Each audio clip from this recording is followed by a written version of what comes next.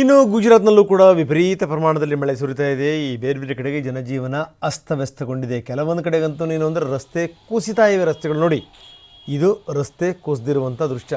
ಎಷ್ಟರ ಮಟ್ಟಿಗೆ ಅಂತಂದರೆ 30 ಅಡಿ ಆಳದಲ್ಲಿ ರಸ್ತೆ ಬಿದ್ದಿರೋದು. ಏನಾದರೂ ಅಲ್ಲಿ ವೆಹಿಕಲ್ ಏನಾದ್ರು ಹೋಗ್ತಾ ಇದ್ದರೆ ಗತಿ ಏನಾಗಬೇಕು? 30 ಅಡಿ ಕಂದಕ ನಿರ್ಮಾಣ ಆಗಿದೆ.